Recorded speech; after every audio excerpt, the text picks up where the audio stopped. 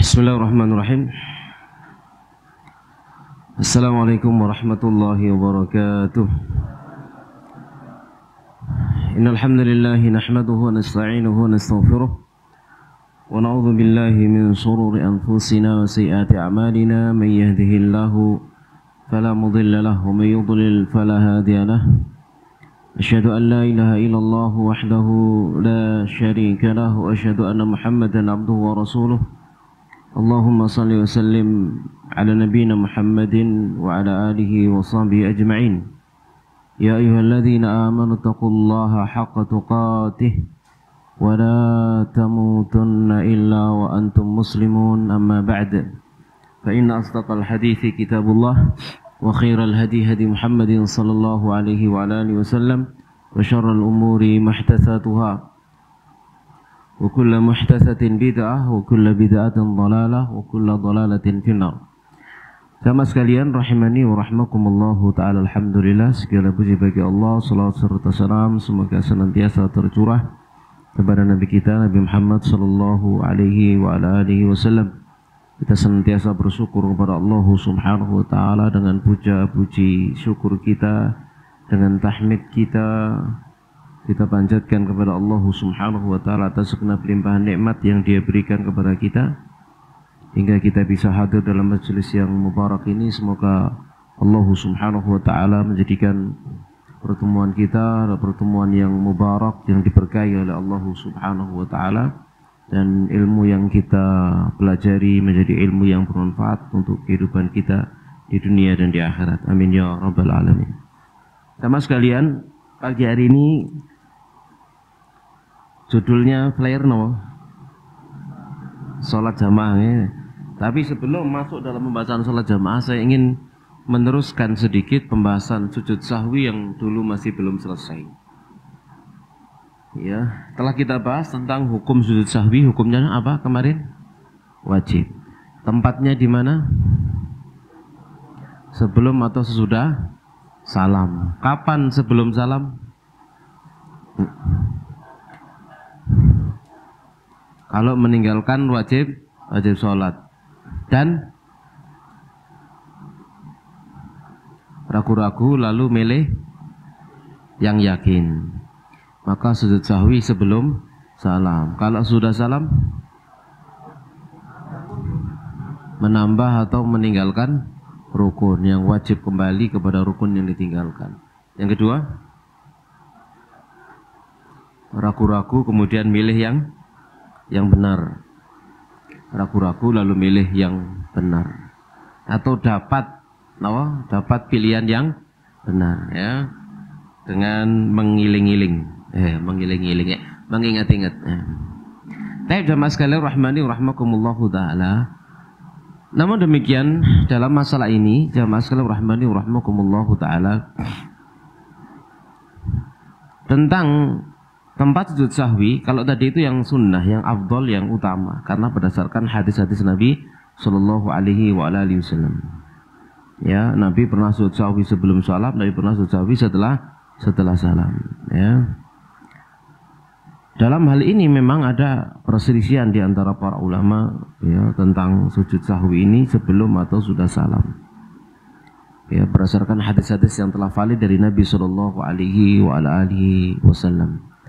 Yang setidaknya ini sebagai wawasan saja, kalau yang tadi itu adalah yang utama, yang afdol, menempatkannya sesuai dengan tempat di mana Rasulullah SAW sujud sahwi, apakah sebelum salam ataukah sesudah salam. Namun sebagai wawasan agar kita juga paham, dalam masalah ini ada 9 pendapat. Dalam masalah ini ada 9 pendapat. Pendapat yang pertama, sujud sahwi kulluhu qabla salam. Pendapat yang pertama, sujud sahwi semuanya ada sebelum salam. Ini pernyataan atau perkataan atau pendapat dari sahabat Abu Hurairah, Makhul, Az-Zuhri, Ibnul Musayyib, Rabi'ah, Al-Auza'i, Al-Laits, dan ini adalah mazhab Syafi'i. Pokoknya sujud sahwi sebelum salam. Kemudian pendapat yang kedua, sujud sahwi kulluhu ba'da salam. Sujud sahwi semuanya setelah salam. Ini pendapat Sa'ad ibn Abi Waqqas, Ibnu Mas'ud, Anas ibn Zubair, Ibnu Abbas, dan diriwayatkan dari Ali, Dasta Ammar, Al-Hasan, An-Nakhai, Al-Thawri, dan ini adalah mazhab Abu Hanifah. Ya, ini mazhab Abu Hanifah. Yaitu kalau tadi semuanya sebelum salam mazhab Syafi'i, kalau semuanya setelah salam mazhab Hanafi, mazhabnya Abu Hanifah. Asalis yang ketiga yaitu yasjudu li ziyadah ba'da salam wa li naqsi qablahu. Sujud untuk tambahan setelah salam dan untuk kekurangan sebelum salam. Kalau nambah setelah salam, ngurangi sebelum salam. Dengan tidak rincian ya yang tadi itu ya. Ini mazhab Malik, Al-Muzani, Abu Thawr, dan satu pendapat yang lama dari pendapat Asy-Syafi'i.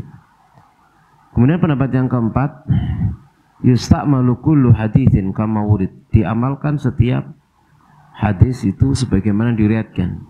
Wa ma lam yurad fihi syai'un, dan perkara yang tidak ditemukan dalilnya, maka sajada qabla salam, sujud sebelum salam. Jadi kalau lupanya itu seperti persis lupanya Rasul, maka mengamalkan di mana Rasul SAW sujud sahwi. Kalau ternyata nggak ada dalilnya, maka sujud sahwi sebelum salam. Gitu ya, dia lupa di dalam sholatnya atau melakukan kesalahan di dalam sholatnya yang Nabi tidak pernah melakukannya, tidak pernah lupa seperti dia lupa, tidak pernah melakukan kesalahan seperti dia melakukan kesalahan, maka dia sujud sahwi sebelum salam. Ya, ini mazhab Ahmad ibn Abi Khaythamah dan dipilih oleh Ibnul Munzir. Yang kelima, yusta'malu kullu haditsin kama wurid. Diperlakukan setiap hadis sebagaimana dia diriwayatkan. Artinya apa? Sama dengan yang sebelumnya. Dia sujud sahwi di mana Rasulullah SAW sujud sahwi, apakah sebelum atau sudah salam, dalam kondisi yang persis dengan keadaan Nabi Shallallahu Alaihi Wasallam. Wa malam yurad fihi syai'un sajada ba'da salam. Kalau tidak ditemukan riwayat dia salah, ada ditemukan Nabi SAW melakukan kesalahan yang sama, maka dia sujud sahwi setelah salam. In kana li ziyadah, jika untuk tambahan. Wa qablahu in kana li naqsin, dan sebelumnya jika itu pengurangan. Ini mazhab Ishaq ibnu Rahawai. Kemudian pendapat yang keenam, seperti sebelumnya, yang tadi seperti sebelumnya, yaitu apa? Memperlakukan hadis sesuai dengan keadaannya. Kalau kesalahannya sama dengan Nabi, maka sujud sahwi di mana Nabi itu salam. Lakin yukhayyar fi ma lam yarid fi syai'in fihi syai'un. Ya, tapi dia kasih pilihan sakarepe wis. Mu sebelum bu, sesudah sakarepmu wis gitu ya. Sebelum boleh, sesudah boleh. Ini pilihan Imam Asy-Syaukani. Pendapat yang ketujuh, ya, ini al-bani alal aqal. Ya, ini membangun di atas yang paling sedikit. Yasjudu qabla salam, dia sujud sebelum salam. Ya, al-mutahari yasjudu ba'da salam, orang yang milih sujud setelah salam. Mazhab Ibnu Hibban. Pendapat yang ke-8, annahu mukhayyar fi sujud qabla salam ba'dahu mutlaqan. Nah, pendapat yang ke-8 ini sakarmu, terserah. Wis keadaan apapun, dalam kondisi apapun, salahnya model apapun, pokoknya terserah, tinggal milih sujud sahwi sebelum atau sesudah salam. Podo ae wis. Ya, ini juga diriwayatkan dari Ali. Kemudian juga satu pendapat dari pendapat Asy-Syafi'i. Ya, kemudian juga ini pendapatnya Imam At-Tabari. Dan yang ke-9 yang terakhir, ya, bahwa sujud sahwi itu ada ba'da salam. Secara mutlak ada setelah salam, kecuali fi mawdi'aini yakunu fi mukhayyaran, pada dua tempat yang di sana dia dikasihkan pilihan. Ya, salah satu di antara keduanya adalah idza qama wa lam yajlis li tasyahhud al-awwal. Jika dia berdiri sementara dia tidak duduk untuk tasyahud awal, ya, rakaat yang ketiga naik tanpa tasyahud awal, maka dia sujud sahwi sebelum salam karena dalilnya ada. Jadi hukum asalnya adalah pendapat yang ke-9 ini, sujud sahwi itu ada setelah salam kecuali yang ada dalilnya. Sujud sahwi sebelum salam. Contohnya ini, duduk tasyahud awal dia tidak duduk tapi langsung berdiri. Ya. Dan yang kedua, alla yadri asalla rak'ah. Waduh, ya begini. Nek kopi ini request, nek kopi ini. Kau mandek nek embong, kau mantuk luar biasa. Enggak ini telatnya. Tapi jamaah sekalian rahmani rahimakumullahu taala. Jadi hukum asalnya adalah sujud sahwi setelah salam, kecuali yang ada dalilnya, yaitu berdiri rakaat yang ketiga tanpa duduk tasyahud awal, atau ragu-ragu dia tidak tahu sholat 1 rakaat atau 3 rakaat atau 4 rakaat, lalu dia membangunnya di atas yang paling sedikit, maka dia sujud sahwi sebelum salam. Ya, maka di antara pendapat yang tadi itu adalah yang rajih adalah pendapat yang merinci, sebagaimana Nabi SAW sujud sahwi sebelum salam dan sudah salam, yaitu apa yang tadi sudah kita bahas sebelum kita membahas adanya khilaf sampai 9 pendapat di antara para ulama. Ya, jadi ada 4 keadaan seseorang sujud sahwi, apakah itu sebelum salam ataukah sudah salam. Paham ya? Mang dulu sudah kejelasan. Lesik gak paham ya? Sakarepmu.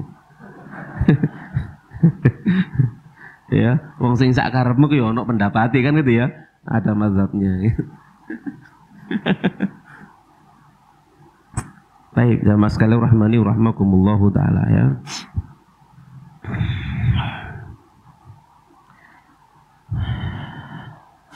Kita lanjutkan.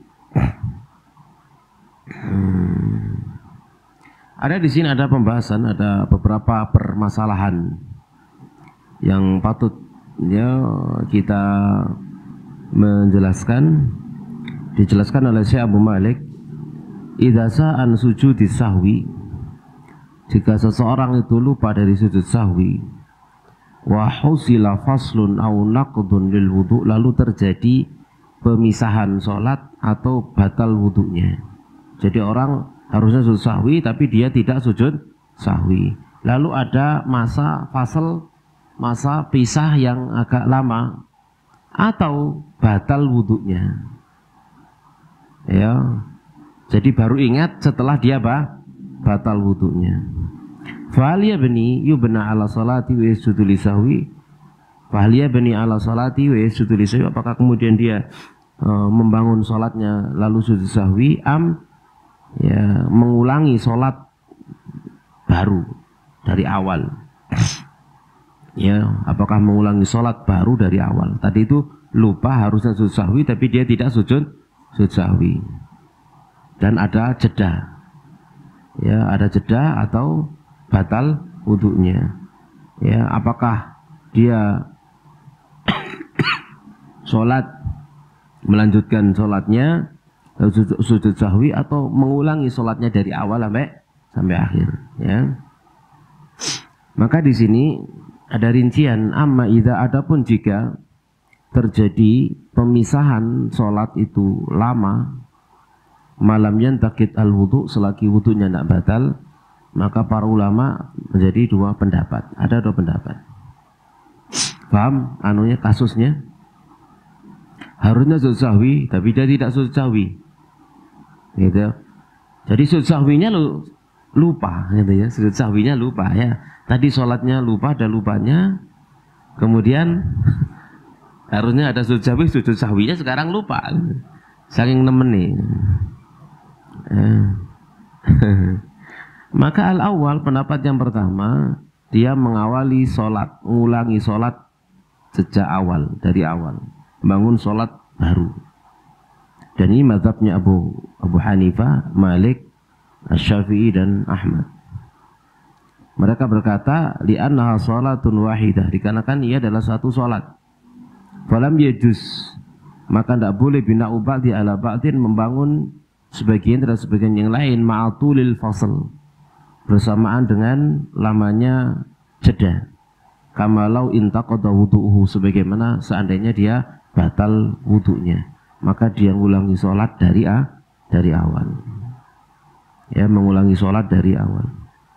Pendapat yang kedua, atsani ya bani ala sholati wa sujudi sahwi ma lam yantaqidil wudu. Ya, dia masuk dalam sholatnya lalu sujud lisahwi selagi dia tidak batal wudunya. Dan ini pendapat Malik yang ulama, pendapat Asy-Syafi'i, dan dengannya berkata Yahya bin Sa'id al-Ansari, Al-Laits al-Auza'i, Ibnu Hazm, Ibnu Taimiyah, ila annahu khassahu bima kana ba'da salam. Ini dikhususkan jika sujud sahwinya itu setelah salam. Ya, sujud sahwinya itu setelah salam. Mereka berkata li anna tulal fasl laisa lahu haddun mundhabit, karena jauhnya masa itu tidak ada batasan yang tetap, gitu ya.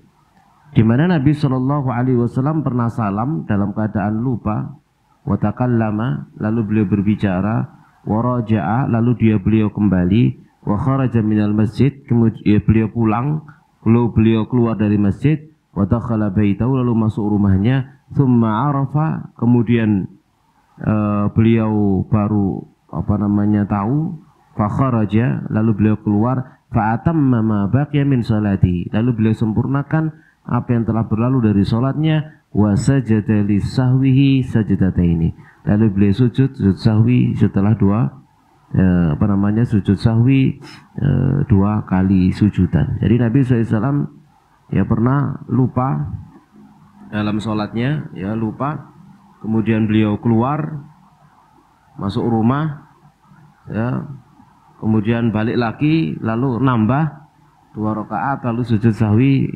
dua kali. Beliau sempurnakan sholatnya, ya. Nah, kemudian juga dengan alasan li'annahu ma'murun bi itmami salati wa sujudi di sahwi fawajab, karena dia diperintah untuk menyempurnakan sholatnya, sujudnya, dan untuk sujud sahwi maka hukumnya adalah wajib. Karena sabda Nabi SAW, man nasiya salatan aw nama anda fakafaratu an yusalliya idza dzakara. Siapa yang lupa dari sholat atau ketiduran darinya, maka kafarahnya adalah dia mensolatinya jika dia mengingatnya. Dan ini adalah mazhab yang kuat, kata mu'alif. Lakin man arada an yahtata li nafsi fayu'idu salata. Tapi siapa yang ingin untuk berhati-hati bagi dirinya, maka dia mengulangi sholat dari awal. Falahu dzalik, maka baginya boleh, sebagai bentuk kehati-hatian, ya. Tatkala dia lupa, ya, dia lupa, ya. Jamaah sekalian rahimani wa rahmakumullahu taala, ya. Kemudian yang kedua, wa amma idzan taqadha wudu'uhu, adapun jika wudunya batal ba'da ma sallama min salatihi naqisah, setelah salam dari salatnya yang kurang, maka batalat sholatu bil ittifaq, maka sholatnya batal dengan kesepakatan. Fa in kana sa'ani sujudi ba'da salam li ziyadatin fi sholatih, jika dia lupa dari sujud setelah salam, ya, karena li ziyadatin fi sholati, karena tambahan dalam sholatnya, jazaan yasjudaha, maka boleh dia mensujudinya, wa in hasala hadatsun, sekalipun terjadi hadas, yakni naqdul wudu, batal wudunya, li'annahu matarghimun lisyaitan, ya, karena itu adalah bentuk pengician, ya, terhadap syaitan. Kama qala Ibnu Taimiyah, sebagaimana berkata Ibnu Taimiyah, qultu, kukatakan, yakni yatawadda, dia berwudu sujudu lisahwi, wa hadza qawiyyun muttajih, ini kuat. Jadi kalau misalkan lupa belum sujud sahwi, salam qiraatullah, kemudian buang angin, padahal belum sujud sahwi, ya wudu, lalu balik lagi, lalu sujud sahwi. Paham ya? Maka dia sujud sahwi, seperti itu. Tapi kalau ternyata sholatnya belum selesai, dapat 2 rakaat, dia lupa, lalu salam qiraatullah, assalamualaikum warahmatullah, kemudian batal wudunya, maka sholatnya batal. sholatnya apa Pak? Batal. Ya, paham maksud saya? Maka dia harus ngulangi sholat dari awal. Ya, begitu Assalamualaikum lalu ada yang mengingatkan makmumnya, misalkan Assalamualaikum warahmatullahi wabarakatuh, lalu sholat sampean kurang 2 rakaat, kemudian dia batal, maka sholatnya tadi batal. Sholat dia siapa? Imam batal. Ya, maka dia ngulang sholat dari awal, yang menghalangi sholat dari awal. Nama sekali rahmani wa rahmakumullah ta'ala. Ya. Baik. Paham ya?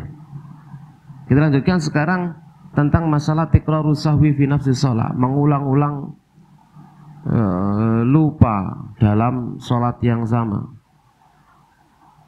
Jadi dalam satu sholat lali, ya waktunya naik rakaat kedua tasyahud awal, misal gitu ya, mau naik rakaat kedua dia tasyahud awal, diingatkan naik lagi gitu ya, misalkan gitu ya, seharusnya tasyahud awal dia malah berdiri. Iki ngelamun opo gitu ya sholatnya. Jadi harusnya tasyahud awal, harusnya naik rakaat kedua, mati tasyahud awal. Harusnya tasyahud awal, malah justru dia naik rakaat yang ketiga, misal dalam suatu masa. Maka disebutkan oleh Syekh Abu Malik, jika sahwu itu berulang bagi seorang yang sholat dalam sholat, maka fa'innahu la yatakarrar lidzalika sujud sahwi, maka dia tidak mengulang-ulang sujud sahwi. Ya, jadi kalau banyak lupanya, sujud sahwinya cuma sekali, tidak diulang-ulang ya. Maka tidak mewajibkannya sujud sahwi kecuali 2 kali sujudan tadi menurut jumhur ulama ya. Dikarenakan tidak dinukil dari Nabi sallallahu alaihi wasallam, tidak juga dari seorang pun dari para sahabat beliau bahwasanya mereka mengulang-ulang sujud karena berulang-ulangnya lupa di dalam sholat ya. Padahal berulang-ulang lupa di dalam sholat itu mungkin terjadi pada setiap orang yang sholat. Mungkin enggak? Mungkin. Ya memungkinkan. Ya. Atau mungkin punya pengalaman lupa berulang-ulang dalam sholat. Mungkin.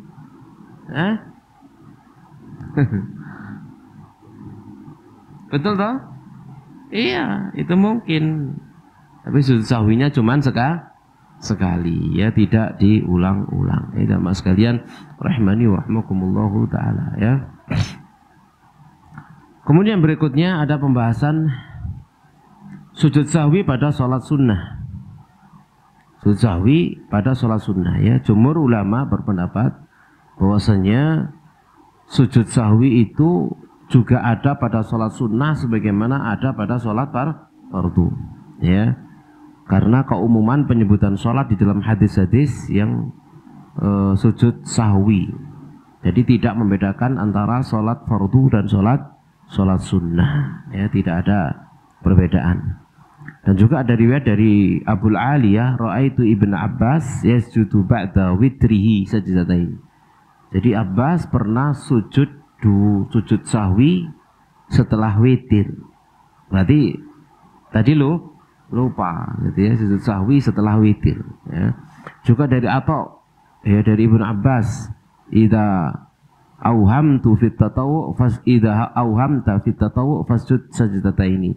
Kata Ibnu Abbas, jika kamu ragu-ragu ya di dalam sholat, kamu bingung di dalam sholat sunnah, maka sujudlah 2 kali sujudan. Jelas insyaallah ya. Jadi itu juga berlaku pada sholat sunnah. Sekarang ada pembahasan penting, yaitu tentang diantara hukum-hukum sujud sahwi dalam sholat berjamaah. Ya, dimana namanya lupa itu kadang terjadi bagi imam dan kadang terjadi bagi makmum. Lek imam lali iku ya apa, lek makmum lali iku ya apa. Nah ini penting ya. Jamaah rahmani rahimakumullahu taala. Sekarang pembahasan yang pertama, idza sahal imamu fi shalah, jika imam lupa di dalam sholat. Jika imam lupa di dalam sholat, maka disyariatkan bagi makmum untuk mengingatkan imamnya jika dia lupa. Dan cara mengingatkannya adalah dengan tasbih. Kalau laki-laki, kalau perempuan dengan tasfiq. Tasbih itu menepukkan tangan. Menepukkan tangan begini. Ini ya, bukan ini. Ya, cirolu, nggak ngono ya. Tapi begini.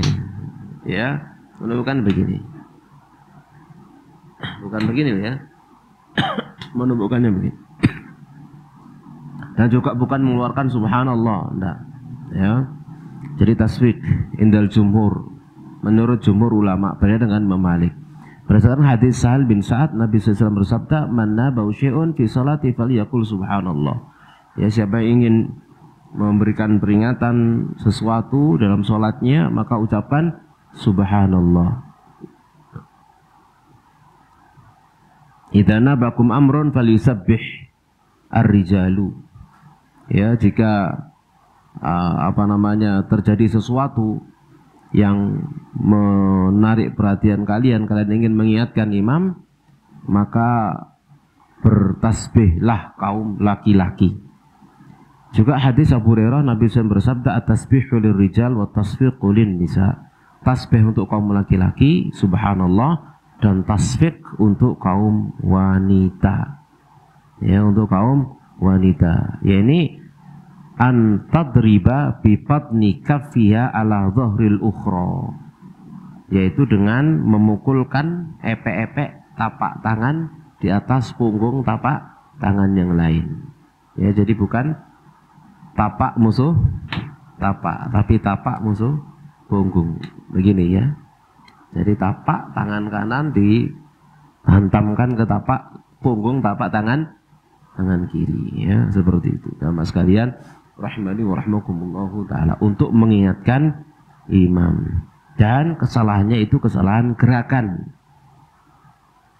Kalau kesalahan baca Quran, ya bukan dengan subhanallah. Diingatkan bacaannya. Contoh misalkan imam lupa nggak baca Al-Fatihah, langsung maca surat. Ojo di subhanallahi, subhanallah. Bingung nih, subhanallah. Bingung imami, tapi langsung baca apa? Alhamdulillahirabbil alamin, begitu.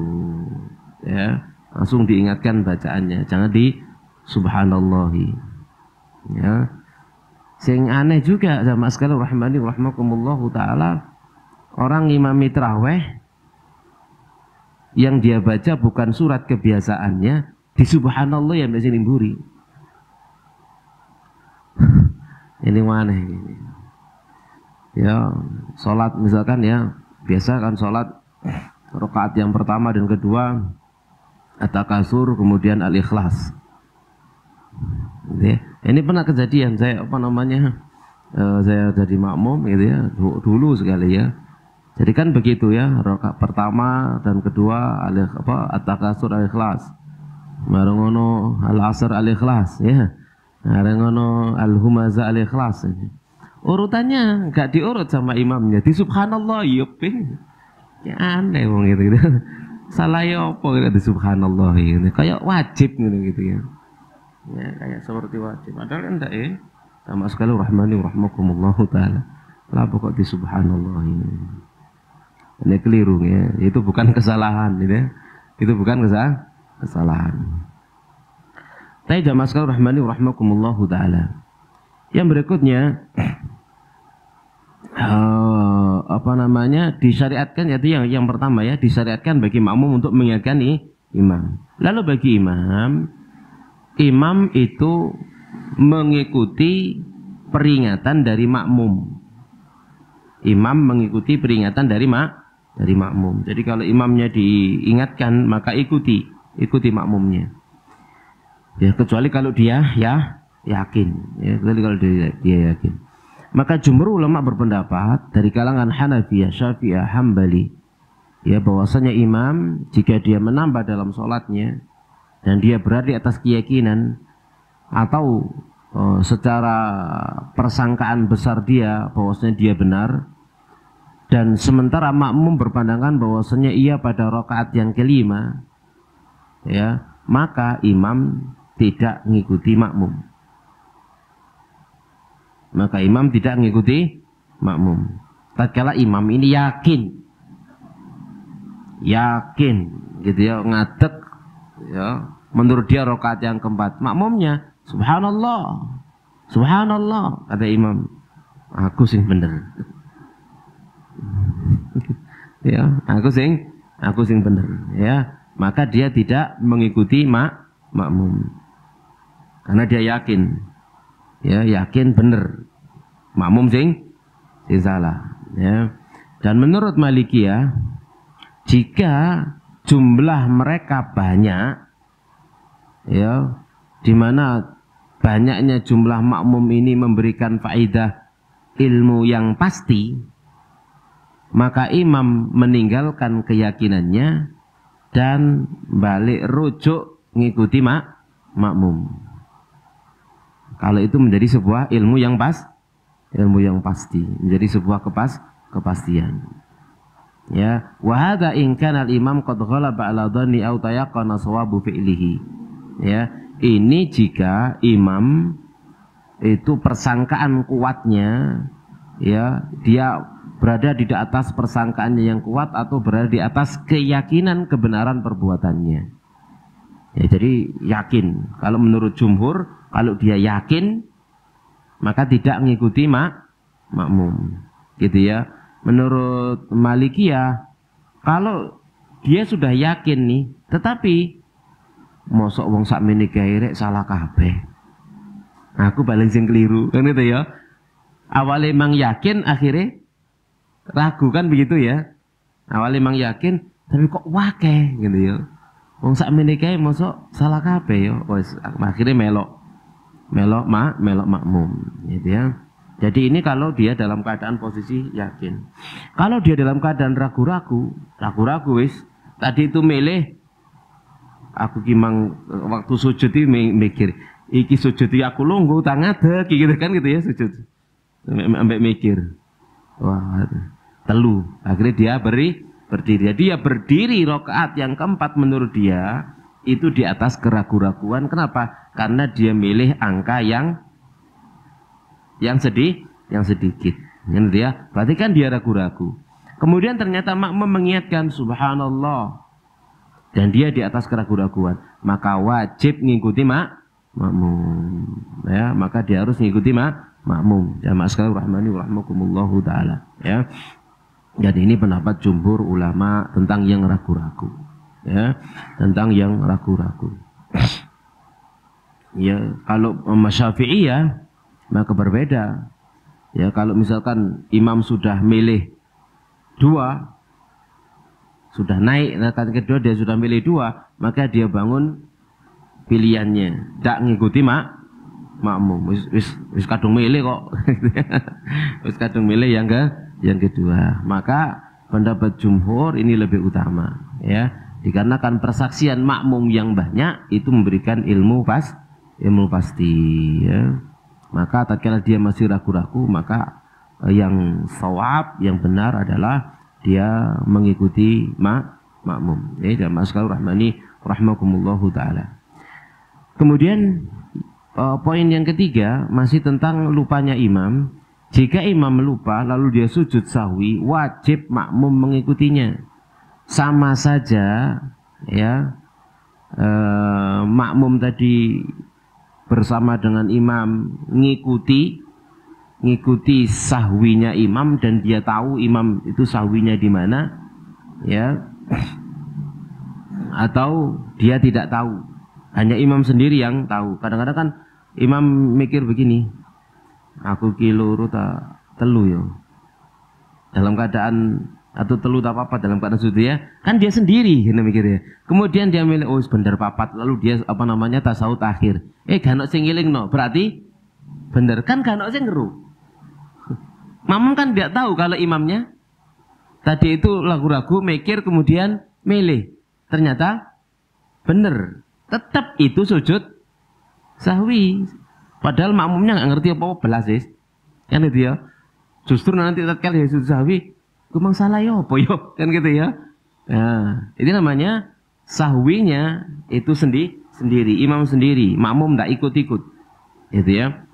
Imam makmum tidak tahu sahwinya. Itu pun demikian, makmum sekalipun tidak tahu apa lupanya imam, dia tetap mengikuti imam dalam sujud sahwi ya. Dan juga tidak wajib takon, lah apa sujud sahwi imam? Kayaknya gak salah deh. Gitu ya. Nggak perlu ya, jamaah sekalian rahimani wa rahmatullahi. Kenapa? Karena imam itu ju'ilal imam liutamma bi. Innama ju'ilal imam liutamma bi. Imam jadikan untuk dicontoh. Ya, jamaah sekalian rahimani wa rahmakumullahu taala. Kemudian poin yang keberapa? 1 2 3 4 ya. Kayak masih tentang sahwinya imam. Idza sal imam wa lam yasjud li sahwi falyasjudul makmum. Jika imam lupa lalu dia tidak sujud sahwi, apakah makmum sujud sahwi? Jadi imam makmum ini tahu harusnya imam tadi sujud sahwi. Ternyata imamnya tidak sujud sahwi. Gimana? Apakah makmum sujud sahwi? Maka di sini para ulama berbeda pendapat. Maka Atha, Al-Hasan, An-Nakhai, Al-Thawri, Abu Hanifah dan para sahabatnya berpendapat jika imam tidak sujud maka makmum tidak sujud. Ya, jika imam tidak sujud sahwi maka makmum tidak sujud sahwi. Ya. Sementara Ibnu Sirin, Qatadah, Al-Auza'i, Malik, Al-Laits, As-Syafi'i, Abu Thawr, satu riwayat dari Ahmad, mereka berpendapat bahwasanya makmum sujud sahwi sekalipun imam tidak sujud sahwi. Mereka berkata dikarenakan ini adalah sesuatu yang wajib bagi mereka. Ya, maka tidak akan bergeser kewajiban itu dari mereka dengan meninggalkannya, dengan imam meninggalkannya, ya, apa yang wajib baginya. Ya, yang demikian itu bahwasanya masing-masing muadzin melaksanakan faridatan satu amal fardu wa ma wajib alaihi, dan apa yang wajib baginya faliyazulu anhu illa biadai, maka tidak akan hilang darinya kecuali dengan melaksanakannya, ya, melaksanakannya. Namun yang perlu kita perhatikan di sini adalah itu semua menjadi tanggungan imam. Ya, idza asaba falahu walahum, kalau benar maka pahala untuk imam, untuk makmum. Tapi wa in akhtau, kalau mereka salah maka falahum wa alaih, maka pahala untuk makmum, dosa ditanggung oleh imam, ya, oleh imam. Ya, jamaah sekalian rahmani rahmakumullahu taala. Kemudian poin yang berikutnya, apakah yang masbuk ikut sujud sahwi bersama dengan imam? Ini masbuk. Ya, idza adraka ar-rajulu ba'da salatil imam, jika seseorang mendapati sebagian salatnya imam, ya, dan imam sujud sahwi, maka para ulama ada 4 pendapat. Ya, jadi kalau seseorang masbuk dia dapati imam itu sujud sahwi, maka para ulama ada 4 pendapat. Yang pertama, yasjudu ma'al imam, dia sujud, dia bersama dengan imam, tsumma yaqumu liyaqdiya ma'alih, lalu dia berdiri meneruskan, melanjutkan apa yang menjadi kewajibannya. Ini kalau memang sujud sahwinya jelas sebelum salam. Ya, sebelum salam, maka dia ikut sujud sahwi, kemudian dia begitu imam salam maka dia lanjutkan kekurangannya. Ya, ini pendapat Asy-Sya'bi, Atha, An-Nakhai, Al-Hasan, Ahmad, Abu Thawr, Abu Hanifah dan para sahabatnya. Al-Thani yang kedua yaitu yaqdi, dia mengqadha. Tsumma yasjudu li sahwi imami, lalu dia sujud karena sahwunya imam. Ini kalau imamnya sujud sahwi setelah salam. Ya, sujud sahwi setelah salam. Jadi kalau sujud sahwi setelah salam, maka makmum yang masbuk jangan ikut sujud sahwi. Ya, jangan ikut apa sujud sahwi. Ya, tapi dia begitu imam salam lalu sujud sahwi, maka dia melanjutkan rakaat yang dia kurang 1 rakaat misalkan, kurang 1 rakaat, ya, selesai dia salam, kemudian sujud sahwi sendiri qadhaan, mengqadha sujud sahwinya imam, gitu ya. Itu kalau sujud sahwinya imam ada setelah salam. Kalau sebelum salam yang ikut, ya, karena dia tidak bisa dia pindah ke rakaat berikutnya karena imam masih belum salam, gitu ya. Yang ketiga, yasjudu ma'al imam tsumma yaqdi tsumma yasjud ba'da faraghi minas shalah. Ya, dia sujud bersama dengan imam, kemudian dia selesaikan apa yang dia kurang, tsumma yasjudu ba'da faraghi minas shalah. Lalu dia sujud lagi setelah selesai. Jadi sujud sahwinya dua kali. Ini mazhab Asy-Syafi'i. Ini adalah mazhab Asy-Syafi'i. Ya, itu kalau sujud sahwinya sebelum salam. Sebelum salam dia sujud sahwi bersama dengan imam. Lalu dia lanjutkan, nanti sebelum salam lagi dia sujud sahwi lagi. Karena sujud sahwi tempatnya adalah di akhir, bukan di tengah. Lalu tadi tengah kok ngikuti imam, ya karena imamnya sujud, sementara kita masih berada di menjadi makmumnya begitu ya. Lalu yang keempat, in sajadal imam qabla taslim sajada ma'ah. Jika imam sujud sebelum salam, sujud bersamanya. Wa in sajada ba'da taslim, jika dia sujud setelah salam, qama faqada sholatu tsumma yasjuduha, maka dia berdiri menyelesaikan sholatnya kemudian sujud. Nah, ini yang paling gampang ya. Jadi kalau imam sujud sahwi sebelum salam, ya sudah selesai.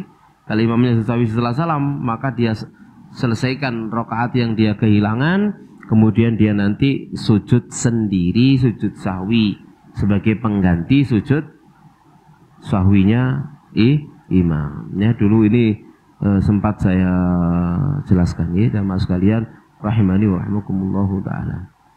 Kemudian yang kedua, jika makmum yang lupa, ya idza sahal makmum khalfal imam, jika makmum itu lupa di belakang imam, fa innal imam yahmilu anhu sahwahu, maka imam yang mekul lupanya dia dan tidak ada sujud sahwi sendiri. Jadi imam lupa gimana oleh piro yo. Yo gak ngefek toh karek melok ae kok. Ngefek ndak? Nah, efek. Ya. Salat iku oleh piro aku mangadus. Gak ngerti blas. Mikir dhewe rakaat pertama maca apa? Imam kailing. Rakaat kedua maca apa? Kailing gitu ya. Akhirnya membagi botol lu bawa papat wis wis akarepe imam wis gitu ya. Salam melok salam ngono ae. Lah yang model seperti ini masih imamnya sholat 5 rakaat ya gak ero deh. Gak iso. Ya, enggak bisa mengingatkan ya.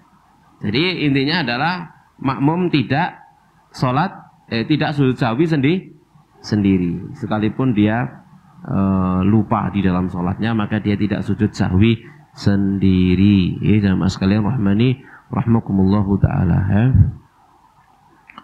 Nah, dan sujud sahwi itu cukup dengan takbir sujud, tidak perlu napa jenenge takbiratul ihram. Assalamualaikum langsung sujud Allahu akbar. Ya, tidak perlu takbiratul ihram kalau dia sujud sahwi setelah salam langsung sujud sahwi. Nah,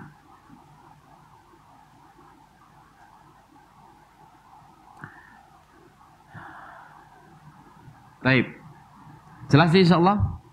Itu sebagai penyempurnaan apa yang kita bahas pada pertemuan yang lalu nih, jamaah sekalian rahmani rahimakumullah. Ada pertanyaan?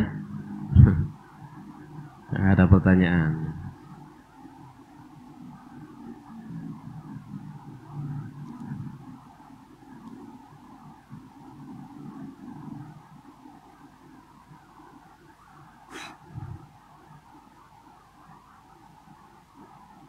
Kalau tidak ada, kita lanjutkan sekarang sholatul jamaah. Nah, ini sesuai dengan tema ini, sesuai dengan flyer. Sholatul jamaah. Kita bahas sekarang sholat berjamaah. Jamaah sekalian rahmani rahimakumullahu taala, sholat berjamaah. Yang dimaksud dengan sholat berjamaah itu adalah fi'lu sholati fi jamaah. Jelas toh? Ya. Mengerjakan sholat dalam keadaan berjamaah. Maka disebut sholat berjamaah. Ini ku definisi takrifnya, ya, takrifnya. Hukumnya kata mu'alif Syekh Abdul Azim Badawi rahimahullahu taala, hukumnya salatul jamaati fardu ainin. Hukum salat berjamaah itu fardu ain. ala kulli musallin, bagi setiap yang sholat, illa min udhrin, kecuali karena udhur. Nah, dalil-dalil yang dijadikan sebagai pegangan akan kewajiban sholat berjamaah ini, diantaranya adalah hadis Abu Hurairah radhiyallahu taala anhu. Dia berkata, walladzi nafsi biyadihi, demi zat yang jiwaku ada pada tangannya, laqad hamamtu an amura bihatabin fayuhtab, aku merintah untuk mencarikan kayu bakar. Tsumma amura bis salati, lalu aku perintahkan salat, fayu'adzan laha, untuk diazani, yakni diqomati. Tsumma amara rajulan faya umma annas, lalu aku perintah seseorang untuk ngimami manusia. Tsumma ukhalif ila rijalin, lalu aku tidak ikut sholat, tapi aku akan pergi menuju kaum laki-laki yang lain yang tidak ikut sholat berjamaah. Fa uharriqu alaihim buyutahum, lalu aku bakar rumah-rumah mereka. Walladzi nafsi biyadi, demi zat yang jiwaku ada pada tangannya, law ya'lamu ahadum annahu yajidu arqan saminan aw mirmataini hasanataini la syahidal isya. Demi zat yang jiwaku ada pada tangannya, seandainya salah seorang di antara mereka mengetahui bahwasanya dia akan mendapatkan sumpil yang gemuk penuh dengan daging, ya, maka tentunya dia akan ikut sholat isya. Maksudnya apa? Seandainya mereka dapat dunia, gitu ya. Jadi misalnya ono sing nawari sholat jamaah disangoni 1.000 bendino ngono ya. Kok kira-kira ki masjid ini? Kira-kira ya? Kamu ada? Kira-kira ngono kira-kira ya. Cuman kan menungso ndak tahu pahalanya yang jauh lebih besar daripada sekedar uang, ya. Dari Abu Hurairah radhiyallahu ta'ala, dia berkata, atan Nabi sallallahu alaihi wasallam rajulun a'ma, datang kepada Nabi SAW seorang lelaki yang dia buta. Faqala, selalu dia berkata, ya Rasulullah, wa ya Rasulullah, innahu laisa liqa'id yaquduni ilal masjid, saya tidak punya penuntun yang menuntun saya ke masjid. Lalu fasa'ala Rasulullah SAW bertanya kepada dia, dia bertanya, meminta kepada Rasulullah SAW, fasa'ala Rasulullah an yurakhisa lahu, untuk berikan keringanan bagi laki-laki buta ini. Fayusalli fi baiti, agar dia sholat di rumahnya. Farakhasalah, lalu Nabi berikan keringanan rukhsah, yes, kamu boleh sholat di rumahmu. Maka laki-laki ini balik berpaling ke belakang mau pulang. Nabi manggil dia, hal tasma'un nida'a bis shalah, atau kamu mendengar panggilan sholat? Faqala na'am, dia jawab iya. Maka Nabi menjawab, fa'ajib, penuhi panggilan. Padahal dia buta. Kerungu kupingmu, kerungu, datangi. Itu kalau pakai bahasa kita loh ya. Itu pakai bahasa kita. Kupingmu kerungu enggak? Kerungu, datangi. Ya. Jadi selagi mendengar azan, maka wajib mendatangi panggilan azan. Wong ini yang buta loh ya. Bahkan dalam redaksi yang lainnya bukan sekedar buta, ndak ada penuntunnya, jalannya gelap, jauh, banyak hewan berbisa. Hewan buas. Hewan buas kala itu apa? Di Madinah? Hyena. Di antaranya ya, hewan buas yang halal. Binatang buruan. Hyena. Dan yang lainnya mungkin serigala atau apa kan gitu ya, itu yang ada di padang pasir sana ya. Ya ternyata Nabi tidak memberikan kepada dia rukhsah gitu ya, apalagi yang melek ya. Melek ya. Memang enggak ada rukhsah sama sekali. Jamaah sekalian rahmani rahmakumullahu taala ya. Ini rumahnya jauh, dalam keadaan buta dan jalannya tidak aman. Jadi dikasih rukhsah untuk datang ke masjid untuk sholat berjamaah ya. Dari Abdullah dia berkata, man sarrahu an yalqallah ghadan musliman, siapa yang senang ketemu Allah dalam keadaan muslim besok selamat, falyuhafidz ala haula'i salawati al-khamsa haitsu yunada bihinna, maka hendaknya dia menjaga salat-salat 5 waktu tersebut di mana dia dipanggil. Fa innallaha asyara ala nabiyikum sunanal huda, karena Allah telah mensyariatkan bagi nabi kalian sunnah-sunnah petunjuk. Wa innahunna min sunanil huda, dan sungguhnya salat 5 waktu adalah bagian dari sunnah-sunnah petunjuk. Walau annakum shallaitum fi buyutikum, seandainya kalian salat di rumah-rumah kalian, kama yusalli hadzal mutakhallifu fi baiti, sebagaimana orang yang nyimpang ini sholat di rumahnya. La taraktum sunnatan nabiyyikum, pastilah kalian akan tinggalkan sunnah nabi kalian. Walau taraktum sunnatan nabiyyikum la dalaltum, kalau kalian tinggalkan sunnah nabi kalian maka pasti kalian akan tersesat. Wa ma min rajulin yatatahharu fayusinu tuhura, dan tidak ada seorang laki pun yang dia bersuci lalu dia perbagusi cara bersucinya. Summa ya'midu ila masjidin min hadhil masajid, lalu dia sengaja menuju satu masjid dari masjid-masjid ini, illa kataballahu lahu bikulli khatwatin yakhtuha hasanah, melainkan Allah akan tulis dengan setiap langkahnya satu kebaikan. Berarti semakin jauh rumahnya dari masjid semakin semakin banyak pahalanya. Yakhtu loh ya, yakhtu kenapa? Melaku. Yakhtu. Ya, itu sepeda motor. Ya, tapi jalan. Wa yarfa'uhu biha darajah, dan dengannya Allah angkat derajat. Wa yuhattu anhu biha sayyi'ah, dan Allah hapus dengannya satu dosa. Ya, jadi jalan, bukan naik kendaraan. Ya, jalan kaki, bukan naik kendaraan. Ini jamaah sekalian rahmani wa rahmakumullah taala. Kenapa? Karena di zaman Nabi juga ada kendaraan. Apa kendaraannya? Papat malahan sikile. Sikile malah apa? Malah papat. Yeah. Jadi ternyata apakah para sahabat kemudian tatkala sholat berjamaah lalu naik kendaraan, ada tempat yang paling jauh. Ya, tempat yang paling jauh, dikasih saran sama para sahabat yang lain. Kamu kalau ke sini, kamu kan jauh, naik kendaraan saja.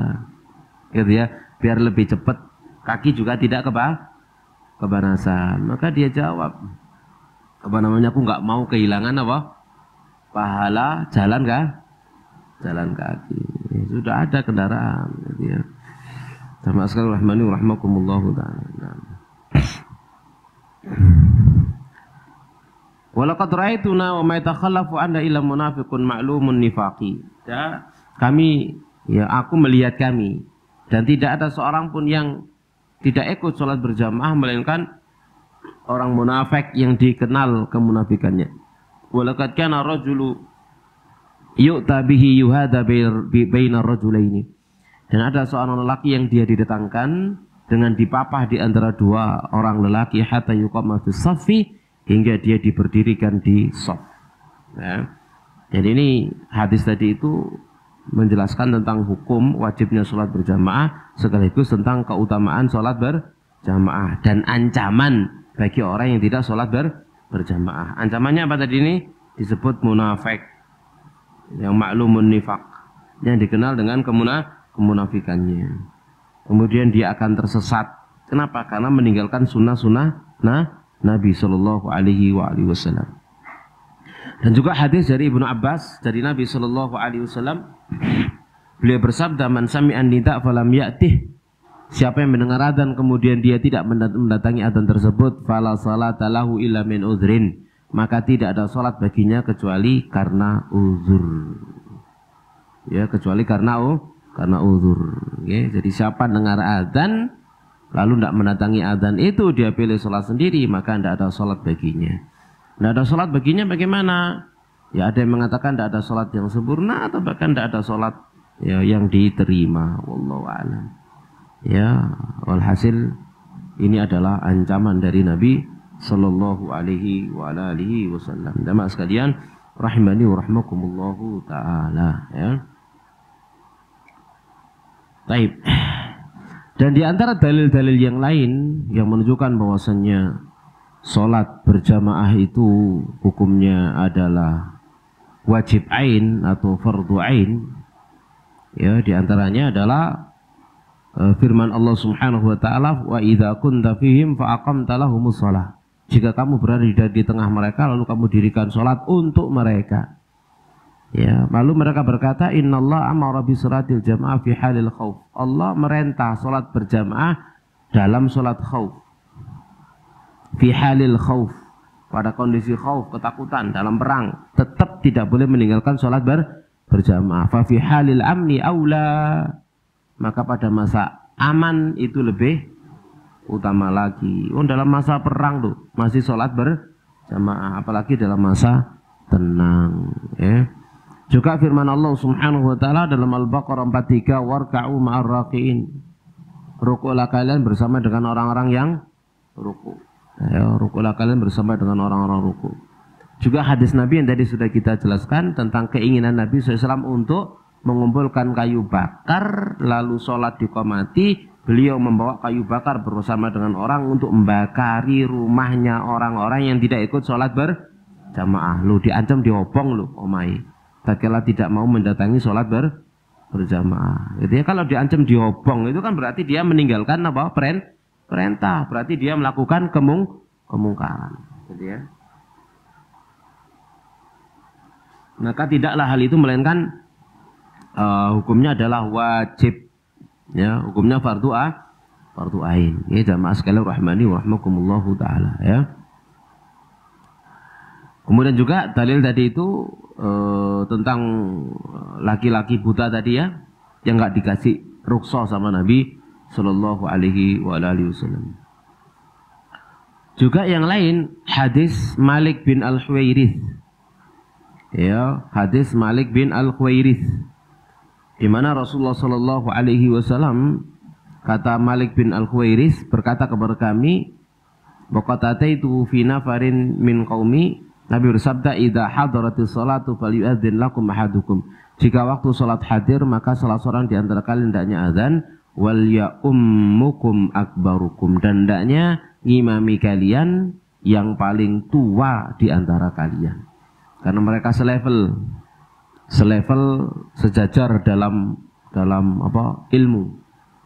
Ya, dalam ilmu mereka sejajar karena berangkat bareng, ngaji bareng, belajar bareng bersama dengan Nabi Shallallahu Alaihi Wasallam. Jadi ilmu mereka sama, Quran mereka sama, maka yang berhak ngimami adalah yang paling tua di antara mereka. Ya, Jamaah rahmani rahmakumullahu taala. Nah, jelas insyaallah ya. Sekarang kita bahas keutamaan, fadluha, keutamaan daripada sholat berjamaah. Ada beberapa hadis tentang keutamaan daripada sholat berjamaah ini. Keutamaannya sangat besar, ya, keutamaan sangat besar.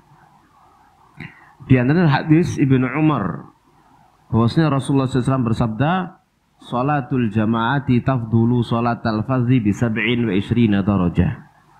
Jadi sholat berjamaah itu mengungguli sholat sendirian dengan keunggulan 27 derajat. Dengan keunggulan 27 derajat. Orang yang sholat sendirian lek diterima oleh mek siji. Lek apa? Sekali lagi, lek diterima oleh mek siji. Tapi kalau sholat berjamaah oleh 17 mesti diterimai. 17 ping piro? 17 ping sampean khusuke sak piro. Nah gitu ya. Karena sholat berjamaah masing-masing orang itu beda-beda sholatnya. Ya, ada yang dapat 1/10. Karena khususnya 1/10 mean 10%, tapi ping 17 tetap 27 derajat. Gitu ya. Lek sholat ijenan khusuk mek 10%, ya siku alai. Siku wis, ya. Dan syafaat belas wis. Ya, tapi kalau sholat berjamaah si kotong indit jari arek. Ya, bersama dengan jamaah yang lain dia dapat 27 ya, 27 derajat. Jamaah sekalian rahmani wa rahmakumullahu taala. Ini keutamaan sangat besar ya. Yang berikutnya juga hadis dari Abu Hurairah, dia berkata, "Shalatul rajuli fil jamaah tudha'af ala salati fi baitihi fi wa fi suqi 25 dhi'fan." Salat seseorang di dalam berjamaah itu dilipat gandakan, melebihi salatnya di dalam rumahnya dan di dalam pasarnya 25 derajat. Ada riwayat 27, ada riwayat 25. Digabungkan saja. 27 lek jahriyah, 25 lek sirriyah. Gitu enggak bertentangan, gampang ya? Digabung. 27 lek jahriyah, 25 lek sirriyah. Wadzalika, yang demikian itu annahu idza tawaddaa fa ahsanal wudu. Jika dia berwudu lalu dia memperbaiki wudunya. Tsumma kharaja ilal masjid, lalu dia keluar menuju masjid, la yukhriju illa salat, dan tidak mengeluarkan dia kecuali salat. Ingat, niat salat ke jamaah masjid itu jangan diduakan niatnya, biar pahalanya sempurna. Ojo salat berjamaah jenengan ambek ngotong tabung LPG, engko sekaligus mulai ambek nyangking. Ojo.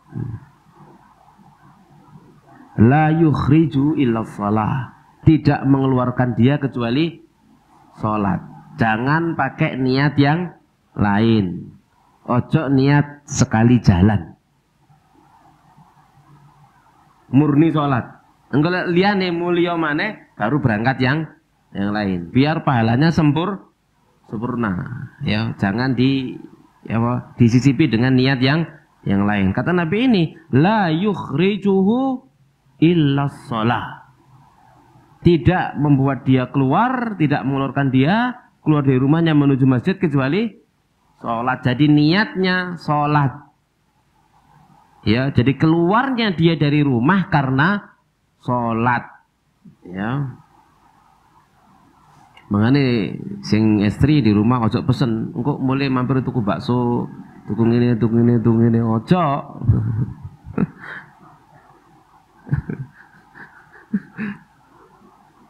Ya, ojo gitu ya. Mulai dhisik ganti kelambi budal maneh, ngono lho. Nah, omahe to. Koyok melaku sampean, Bang.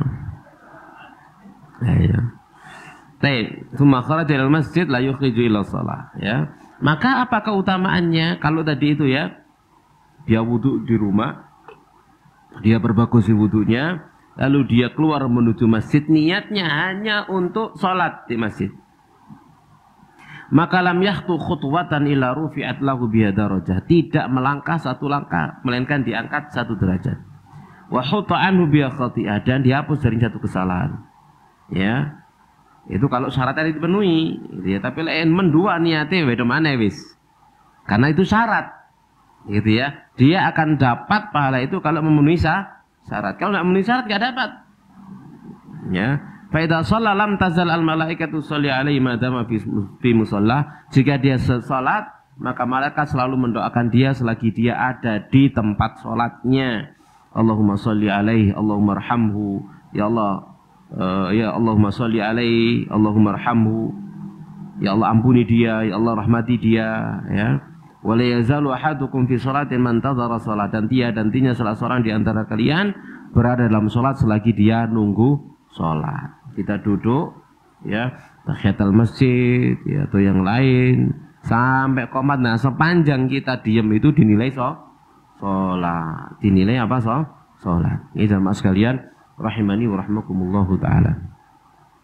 Dari Abu Hurairah radhiyallahu taala anhu, dari Nabi sallallahu alaihi wasallam, dia berkata, man ghada ilal masjid wa raha, siapa yang berangkat pagi menuju masjid dan berangkat sore menuju masjid, atau kapan saja dia berangkat menuju masjid, a'addallahu lahu nuzulahu, maka Allah siapkan baginya hidangan minal jannati, dari surga, kullama ghada aw raha, setiap kali dia berangkat pagi atau berangkat sore, disiapkan hidangan. Karena kan sedang bertamu. Kita ke masjid itu bertamu kepada Allah Subhanahu wa taala, bertamu di rumah Allah Subhanahu wa taala, dan Allah adalah sebaik-baik tuan rumah. Dan Allah mengajarkan melalui Nabi kita Muhammad sallallahu alaihi wasallam untuk menjamu tamu. Maka Allah siapkan jamuan untuk menjamu tetamunya, ya, dengan jamuan surga. Kapan ngambilnya? Nah, mati dhisik. Nanti pada hari kiamat kita akan merasakan jamuan tersebut, ya. sebaik-baik jamuan yang disiapkan oleh Allah Subhanahu wa taala. Jamuan surga. Tiap hari kita berangkat seperti itu berarti semakin banyak apanya? Jamuannya. Waduh, kesuwen Ustaz, mambu ah. Iku lek pangananmu ning donya mambu. Lek makanan di akhirat danok mambu nih. Baik, ini keutamaan jamaah sekalian rahmani rahimakumullah taala ya. Baik.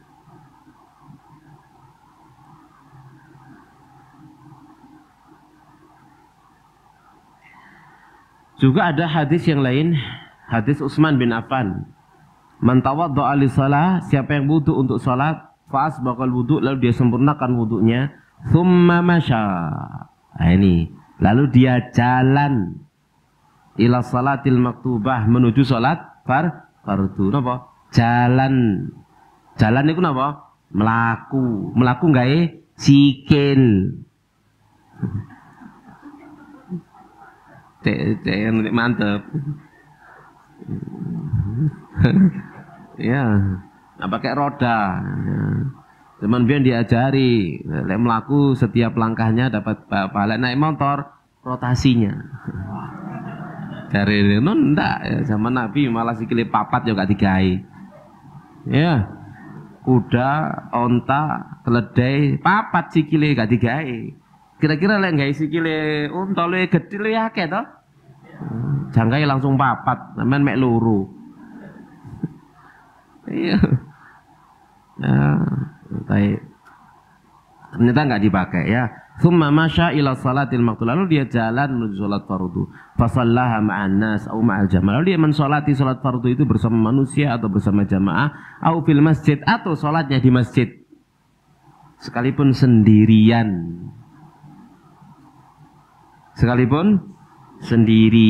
Pokoknya wong lanang sholatin di masjid. Sampai telat model apa berangkat nang masjid. Ya, sholatnya di masjid. Ya. Jadi fa shallaha ma'an nas au ma'al jamaah. Dia sholat bersama manusia atau bersama jamaah, au fil masjid, atau dia masuk masjid karena wong belas. Ya, sampean adzan-adzan dewe, komat-komat dewe, diimami-mami dewe. Salat dewe akhirnya. Gitu ya. Nggak masalah. Ya pokok di masjid. Ojo sampai waduh percuma nang masjid itu. Adzan dewe karena wong wis omahe apa bedane? Beda gitu ya. Beda. Salat di omah mek di masjid beda. Ya jamaah sekalian rahmani rahmakumullah taala. Nah.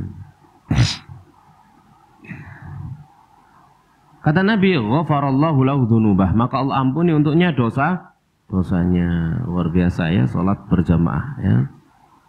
Juga hadis lain dari Abu Hurairah, Rasulullah SAW pernah bersabda, "Lau ya'lamun nas ma fin nida'i was saffil awal." Seandainya manusia itu mengetahui pahala yang ada pada azan dan shaf yang pertama. Seandainya manusia tahu pahalanya azan dan pahalanya berdiri di shaf yang pertama, summa lam yajidu il an yastahamu alaih, kemudian mereka tidak bisa mendapati kesempatan untuk azan dan kesempatan untuk berdiri di shaf yang pertama kecuali dengan berundi, lastahamu, maka pastilah mereka akan berundi. Kabeh gelem ngalah, kok apa pengen azan? Ya kan akhirnya sud. Ya misalkan gitu ya, undi. Atau kopiok jenenge tulis tuncalno. Sing metu, nah dia yang adzan. Atau shaf yang pertama diundi, gitu ya. Itu seandainya loh, tapi kan ngono gak ono ngono iku ya.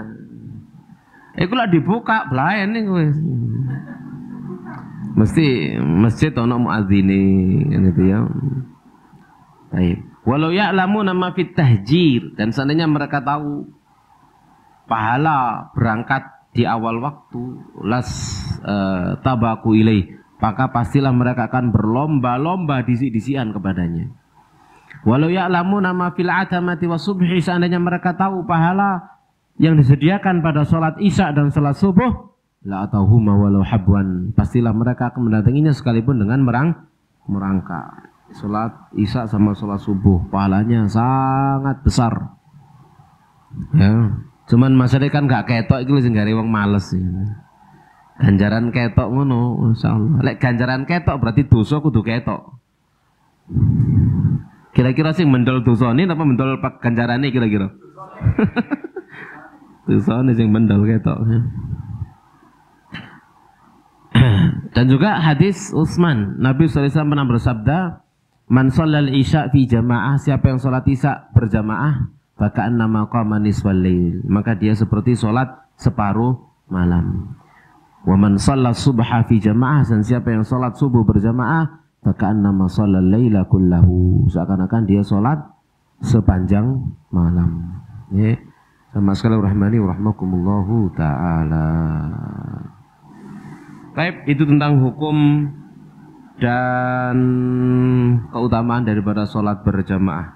Hukum-hukum yang lain masih berkaitan dengan sholat jamaah akan kita bahas pada pertemuan yang berikutnya, insyaallah ta'ala. Kita buka tanya jawab, ada pertanyaan? Ada Ustaz pertanyaan dari jamaah. Pertanyaan pertama, suami lebih suka sholat di rumah, bagaimana seharusnya sikap seorang istri? Bolehkah mensyarati jika tidak mau sholat berjamaah di masjid, tidak mau diajak melayani suami? Waduh, sadis.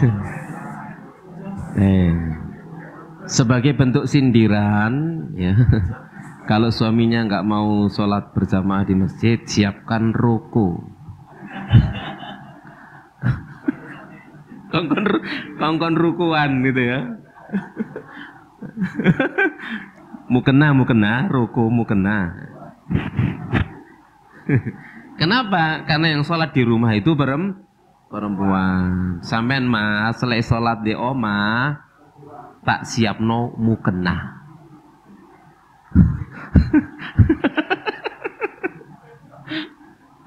Itu sindiran loh ya, itu sindiran ya. Kenapa? Karena sholatnya laki-laki di masjid, sholatnya wanita di rumah. Jadi sampean sholat di rumah tak siapi mukena. Itu sindiran maksudnya ya, itu sindiran.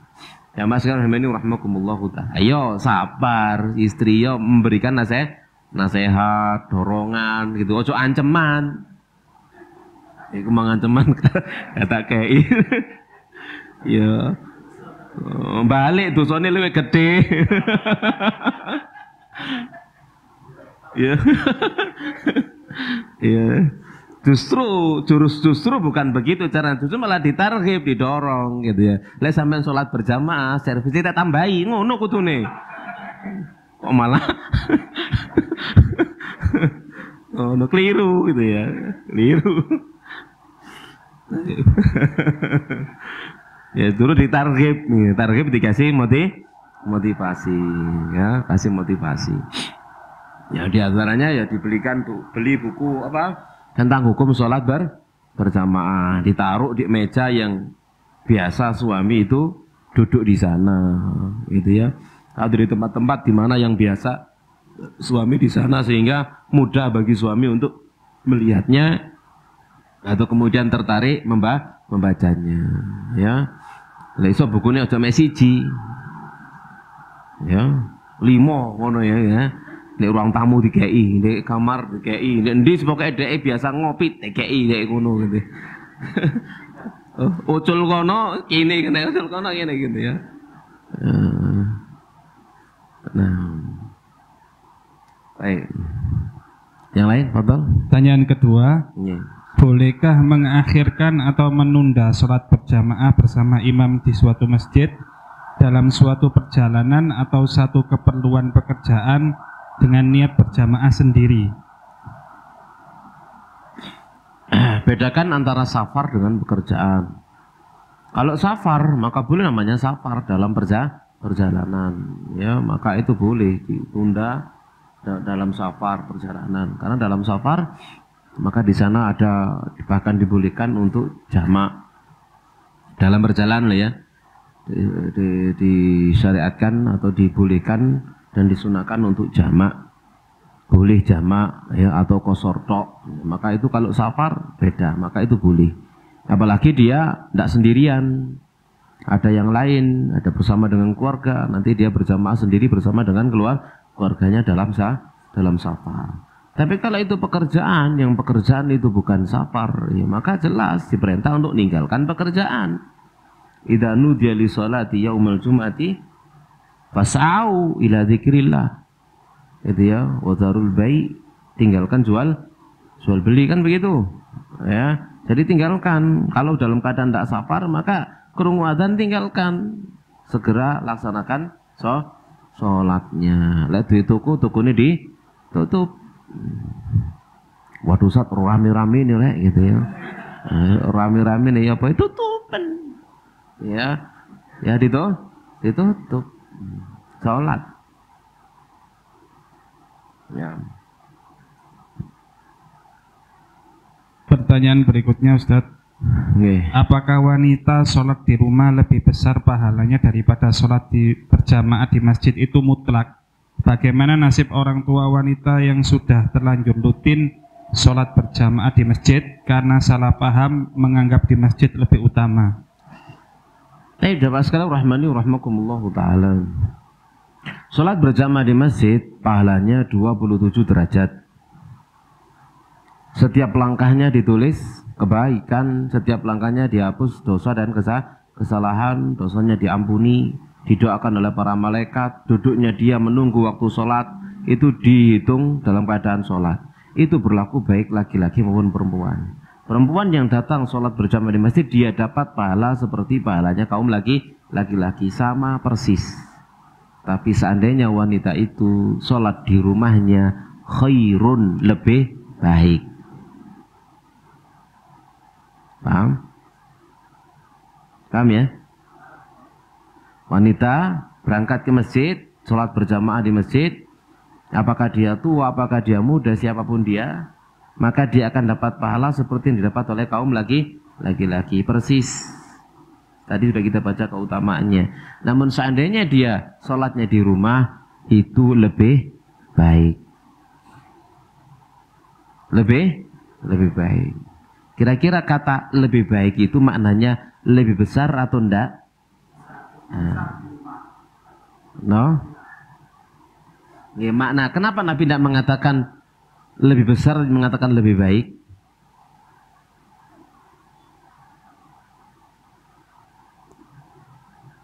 Ayo, kenapa lebih baik? Khairun lahu, khairun laha. Wa buyutuhunna khairun lahunna, dan rumah-rumah mereka lebih baik. Kenapa mengatakan lebih baik? Dari fitnah ibu-ibu loh Bu, ibu-ibu wis tuwa wis sepuh, umur 70 lho, fitnah apa?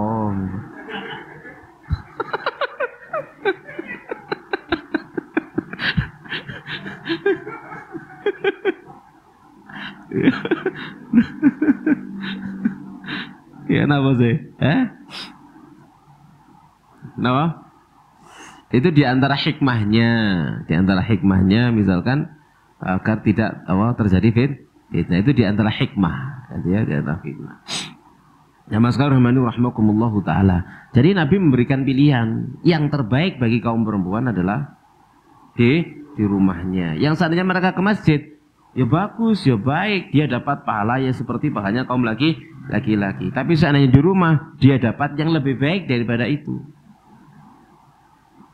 Paham ya? Nabi mengatakan lebih baik. Dapat pahala yang lebih baik. Ya, dapat pahala yang lebih baik daripada kalau dia sholat di masjidnya. Ya, lebih baik itu maknanya juga terkandung di dalamnya pahalanya lebih besar. Terkandung maknanya di sana. Ya, lebih baik di masjid, di antara hikmahnya tadi itu. Kalau dia masih muda, ya, si ayu gitu ya, maka ya segini semenro wanita kini tahu. Ya, maka lebih terhindar dari fitnah. Makanya kan dalam berjamaah Soft yang paling paling terburuk bagi laki-laki yang mana? Paling belakang. Soft yang terburuk bagi kaum perempuan yang paling depan. Kenapa? Nah, karena bisa saling lihat. Karena zaman Nabi SAW itu tidak ada tabir, masjid tidak ada tabir, gitu ya. Maka soft yang paling depan bagi kaum perempuan dia bisa langsung melihat soft terbelakang bagi kaum laki-laki dan sebaliknya begitu. Maka itu adalah soft yang paling buruk, soft terburuk. Tapi kalau sekarang misalkan masjid-masjid kita sudah ada tabirnya, bisa ketok belas nama lanang, maka hukum asal kembali. Soft yang terbaik bagi perempuan di masjid yang tabir adalah yang paling depan. Kenapa? Alasannya sudah hilang. Ketok wong lanang, nggak kelihatan, ya. Jadi itu diantara. Namun kadang jamaah shorehani rahmatullah taala, memang di masjid itu berkah, ya, mensemangati kita untuk ibadah. Contoh lah ibu-ibu insya Allah iso jawab dewi, ya.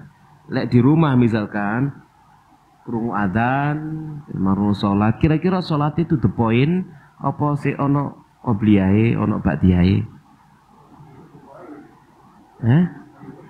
Biasanya jenengan lek wis ya, lek wis masbuk mlebu masjid, ayo ono qobliyahe, ono ba'diyahe, apa to the point? Ayo. Ya enggak, iku lek akeh kancane gitu ya. Jadi masih banyak orang itu kita tersemangati untuk ibadah. Itu berlaku juga bagi perempuan. Karena memang masjid itu mendatangkan keberkahan. Di masjid dan juga ada kaum muslimin yang lain. Di mana adanya kaum muslimin yang lain gitu ya di masjid juga, maka itu mendatangkan keberkahan. Keberkahannya apa? Kita semangat untuk ibadah. Ada semangat untuk ibadah. Melihat teman ya sholat qobliyah, lalu dia duduk, lalu berdoa, lalu membaca Quran, kita itu apa namanya tersemangati, tak nyuntur. Nah begitu loh ya. Jadi melihat suasana itu beda dengan di rumah. Nah, di rumah kerungu adzan semua marono wudu, mari wudu terus sholat salam mulai tak gitu. Iya, wis prai gitu. Ya, jadi kalau misalkan ternyata ya misalkan ya ibu-ibu ternyata kalau di masjid itu lebih tersemangati dalam beribadah, ya maka tidak ada masalah mereka datang ke masjid, ya, daripada kemudian di rumah malah males. Kayak terawih ini, terawih itu, kenapa terawih? Ibu-ibu enaknya di omah apa nang masjid? Afdoli gitu ya. Di rumah atau di masjid? Ya di rumah afdolnya. Tapi apa iso dek ngenjukuk sing afdol? Traweh koyo di masjid? Iso lek traweh dhewe di omah di kul tok ae kan ya. Tapi kalau di masjid kita ada semangat. Misalkan ya ada imam yang bacaannya bagus, kita bisa khusyuk gitu ya. Kita bisa menikmati sholat, ya, semacam itu. Jadi ada keberkahan yang banyak di masjid. Nah. Okay. Pertanyaan berikutnya Ustaz, apakah boleh kita sholat wajib 2 kali? Pertama sholat sendiri, terus setelah sholat sendiri ada orang sholat berjamaah, setelah itu saya juga ikut sholat jamaah. Apakah boleh Ustaz? Yang pertama sholat sendiri tadi apa ceritanya kok mau sholat ini? Iya, ceritanya gimana ceritanya? Apakah dia masbuk? Tidak disebutkan Ustaznya. Tidak disebutkan ya. Jamaah sekalian rahimani rahimakumullah, ngulangi sholat apakah boleh? Ngulangi sholat. Yang pertama itu wajib, yang kedua itu sunnah. Contoh misalkan kita masuk masjid dalam keadaan dano uang wis akhirnya sholat sendiri. Setelah salam jangan kuat loh, anak uang teko. Ya, ngejak sholat, ayo sholat, ya boleh jenengan, monggo, gitu ya. Apakah sampai jadi makmum, jadi imam, tidak masalah, ya. Maka dia dapat pahala sholat berjamaah. Ya jamaah sekalian rahmani rahmakumullah taala. Itu boleh. Ya, itu boleh. Sekalipun pada dasarnya sebenarnya tatkala dia sholat sendiri tadi itu sudah dapat jamaah. Karena dia sholatnya di masjid. Nanti akan ada pembahasan, kita bahas ini. Nanti ada pembahasan sendiri. Ya, itu ada pembahasan sendiri nanti. Ya, sekalipun kita sholat sendirian karena ada udzur masuk di masjid, kita sholatnya di masjid, maka kita akan dapat pahala sholat berjamaah. Ya, nanti akan ada pembahasan tentang masalah ini. Yaitu Nabi SAW bersabda dari Sa'id ibn al-Musayyib,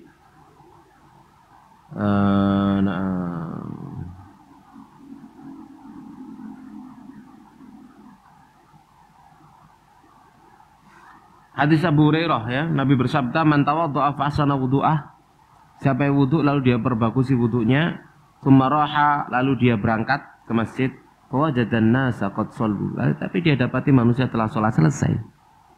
Dia wudu di rumah, baca wudunya lalu berangkat ke masjid, ternyata masjid sudah selesai, manusia sudah pada pulang, dia terlambat. A'tahullahu azza wajal, maka Allah berikan kepada dia mithla ajri man shallaha wa hadaraha, seperti pahala orang yang sholat berjamaah dan menghadiri sholat berjamaah, sekalipun dia sholatnya sendirian. La yanqusu dzalika min ujurihim syai'an, ndak ngurangi sedikit pun dari pahala mereka. Sementing nang masjid. Masih ijenan. Maka pada dasarnya kalau seseorang itu sudah berangkat ke masjid, ya, apakah dia nanti di masjid sholat jamaah atau enggak, dia dapat pahala sholat berjamaah. Ya, rahmakumullahu taala. Dan asalnya kalau seseorang itu mau mengajak orang lain untuk sholat berjamaah, jangan ajak yang sudah sholat, tapi ajak yang belum sholat. Ya, jangan ajak yang sudah sholat, tapi ajak yang belum sholat. Kecuali yang sudah sholat ngajak, sampean belum sholat, ayo sholat sama saya. Jangan sebaliknya, yang baru datang ngajak yang sudah sholat. Kenapa yang sudah sholat barangkali punya urusan, punya urusan. Makanya kan Nabi merintah yang sudah sholat, siapa yang mau sedekah? Ada orang datang sendirian, siapa yang mau sedekah? Kepada sahabat yang sudah sholat, bukan yang baru datang golek-golek, sama nu sholat, sampun, ayo malih, ngono. Keliru, paham ya? Bukan begitu, tapi yang sudah sholat menawarkan diri, gitu ya, mensedekahi yang belum sholat. Jangan salah gitu ya. Boleh secak uang dijak sholat, padahal semari sholat itu ada urusan rek kan gitu ya. Nah, ada urusan, wis mari urusan Indonesia dia urusan yang lain kok malah sampai cegat gitu ya. Saya pernah ada di satu masjid ya. Saya itu ada jadwal ngajar di masjid itu habis asar, imahat ini. Ya, habis asar. Setelah sholat asar, kemudian saya segera mau masuk ke kelas. Ada anak muda, apa namanya, ayo sholat. Saya sudah sholat nih. Mau ajak sholat ya nggak mau, gitu. Iki karep apa, rekan gitu.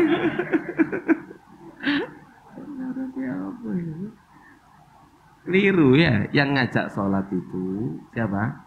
Orang yang sesama belum sholat, atau yang sudah sholat nawari yang belum sholat untuk sedekah.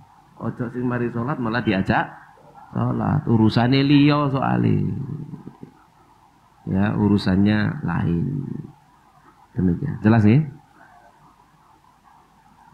Baik, dari WA sudah selesai pertanyaannya. Barangkali ada yang mau bertanya langsung, silakan. Bismillah. Yang pertama, keutamaan berjalan kaki ke masjid. Bagaimana bila ke masjid itu jaraknya sangat jauh, Ustaz? Misalkan perjalanan 2 jam atau lebih lah gitu. Mokal dek gini, mokal? Mungkin? Sing nyata aja lah nih, Singosari. Ini Singosari gini, Singosari. Sampai 2 kilo nang masjid. Cari masjid yang Masya Allah negeri kita ini itu mustahil ya. Di Jawa itu seperti itu mustahil. Jadi yang terdekat Ustaz ya? Nah? Jadi yang terdekat. Yang terdekat. Masalahnya tadi kan setiap langkah semakin banyak langkah kan dihitung semakin banyak gitu Ustaz. Gitu loh. Pokoknya melaku.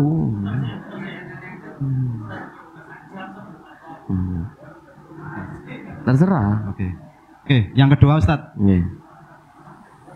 Waktu imam i'tidal membaca Sami Allahu liman hamidah, terus makmum menjawab Rabbana walakal ham secara jahar, itu hukumnya gimana Ustaz? Keras secara jahar. Ya, yang pertama yang baca dengan keras silakan ditanya dalilmu apa. Itu yang pertama. Yang mengamalkan ditanya. Zaman kok mesti sami Allah liman hamida imami zaman maca Rabbana walakal hamdu keras gitu ya. Aku yang di Mekah. Zaman takon di Mekah apa di Indonesia? Dua-duanya Ustaz. Oh, dua-duanya.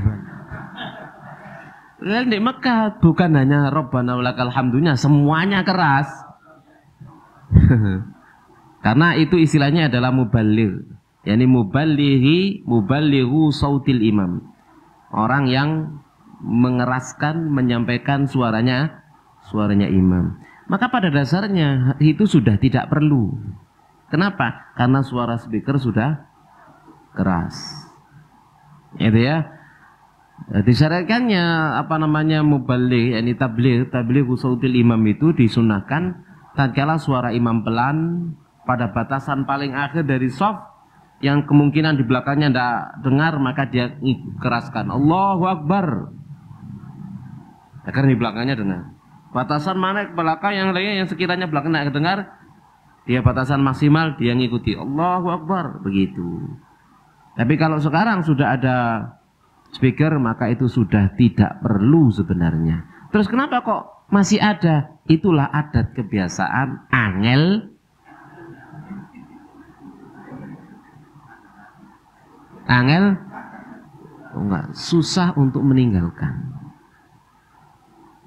Ya, hatta itu di di Masjidil Haram. Kan gitu ya. Itu sudah menjadi adat kebiasaan dari dulu ya angel. Sekalipun para ulama sudah banyak ngomong, tapi itu menjadi adat kebiasaan dan juga itu menjadi hajatnya seluruh kaum muslimin. Itu kaitannya bukan hanya kaum muslimin yang di sana, tapi kaum muslimin di seluruh dunia. Nek kabeh dirubah sampai sik ngono iku dirubah, engko dikira ya dikira apa? Karena dia itu hajatnya seluruh kaum muslimin. Itu ya, dan itu bukan dalil ya. Apa yang dilakukan di sana bukan dalil. Itu yang pertama. Yang kedua, kalau misalkan ada memang satu masjid tertentu tatkala imamnya sami Allahu liman hamidah, shaf itu keras. Bukan hanya satu orang tapi banyak orang. Rabbana walakal hamdu. Hanya itu tok. Lainnya enggak. Betul dong? Ada kan masjid yang seperti itu ya? Ada. Maka ya itu enggak ada dalil yang demikian.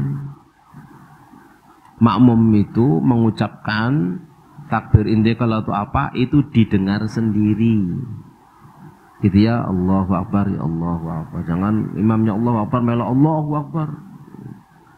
Sami'allahu liman Rabbana walakal hamdu keras, tidak begitu. Hanya didengar sendiri. Gitu. Jelas nih insyaallah. Nah. Yang terakhir Ustaz, apakah sama masjid dengan musola? Nah. Apakah masjid sama dengan musola? Masjid apakah sama dengan musola? Tak tambahi, apakah masjid sama dengan musola, sama dengan langgar, sama dengan wakaf, sama dengan surau, sama dengan apa malih? Istilah mana liane? Hah? Wah, waduh ono mana? Wah, wis. Maka itu hanya bahasa. Itu hanya bahasa. Namun kedudukannya masjid. Secara syar'i hukumnya masjid selagi ada sholat berjamaah di sana, ada adzan yang dikumandangkan, maka itu hukumnya masjid. Berlaku baginya hukum-hukum masjid. Termasuk di dalamnya adalah sholat tahiyatul masjid. Nah, ono dirubah tahiyatul musola, tahiyatul langgari, tahiyatul surawi, ya ndak ono ya. Ada. Nah,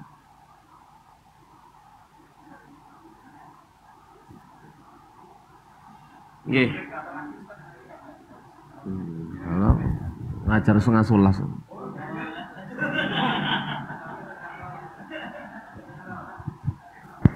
Baik, terima kasih Ustaz. Nggih. Sering kita lihat itu kalau di masjid atau musola ada orang yang sholat kemudian diceblek dan dia jadi imam, jadi makmum. Ada kalanya mereka ada yang begini juga, tidak mau karena dia sedang sholat sunnah. Itu gimana selama ini Ustaz? Tapi jamaah sekalian rahmani rahmakumullah, ada orang yang lagi sholat lalu kita minta dia jadi sebagai imam, maka jelas dia memberikan isyarat. Nah, isyarat yang disepakati diceblek itu sepakat. Ya, itu sepakat ya. Lek gak diceblek dia apa coba? Njok dijak ngomong, "Saya minta dadekno imam nggih." Jawab nggih, batal salat ya. Maka itu hanyalah isyarat. Isyarat yang disepakati lah begitu. Jadi ceblek berarti itu isyarat bahwasanya dia dijadikan sebagai imam. Itu hanya teknis saja. Apakah apa dalilnya seperti itu? Tidak ada. Itu hanya ya isyarat yang disepakati lah begitu ya. Dari dulu ya begitu. Gitu. Cuman apakah perlu bagi seseorang itu untuk menolak dijadikan imam? Maka jawabannya tidak perlu nolak. Kalau dia mau merubah niat jadi imam, merubah niat. Kalau tidak mau, ya salat dewe. Ya, niatnya masing-masing. Jadi zaman dadekno imam, di belakang jadi makmum. Dia niat jadi makmum kita nggak niat jadi imam dia. Masing-masing dapat pahala sendiri-sendiri. Yang belakang dapat pahala jamaah, sampean nggak dapat pahala jamaah. Paham ya? Ya tidak masalah perbedaan niat. Imam sholat sunnah, makmum sholat fardu tidak ada masalah. Ya apa-apa. Gitu ya. Nanti ketika imamnya karena sholat ba'diyah gitu ya, maka dia salam sholat 2 rakaat, maka makmumnya nambahi 1 rakaat. Gampang.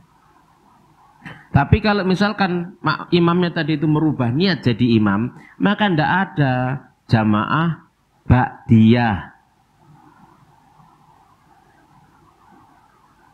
Tidak ada sholat berjamaah ba'diyah. Kalau dia merubah niat jadi imam, maka rubah niatnya di sholat sunnah fardu itu. Kalau zuhur, maka jadikan 4 rakaat. Kalau dia merubah niat jadi imam. Kalau dia maghrib, rubah jadi 3 rakaat. Kalau merubah niat jadi imam. Karena tidak ada ceritanya sholat ba'diyah jamaah. Kalau jamaah itu sholat sunnah fardunya itu ada. Ya, sebagaimana Mu'ad bersama dengan Nabi sholat fardu jadi makmum lalu pulang ke kampungnya jadi imam. Sholat fardu jadi imam ya sholat fardu yang kedua hukumnya sunnah. Ya, dapat pahala sunnah. Jadi itu kalau kita dijadikan makmum, jadi imam, kita lagi sholat ba'diyah, jadi imam, ya tergantung jenengan. Ya tidak perlu ditolak, ya tidak perlu gitu ya. Ya lanjutkan saja zaman sholat, lanjutkan saja. Tapi kalau nggak merubah niat, selak ke susu, waduh rek, dari imam rek, lagi petang rakaat lah, gak mulia begitu. Misalkan itu ya sudah, salamlah 2 rakaat. Berarti tidak niat jadi imamnya, sholat sendiri. Makmumnya ngikuti. Makmumnya pahala niatnya. Kita yang enggak jadi nggak niatkan merubah imam, pahala kita sendiri, pahala tidak jadi imamnya. Jelas ya? Ya kalau merubah niat jadi imam ya dijaharkan lah sholat jariyah. Nah.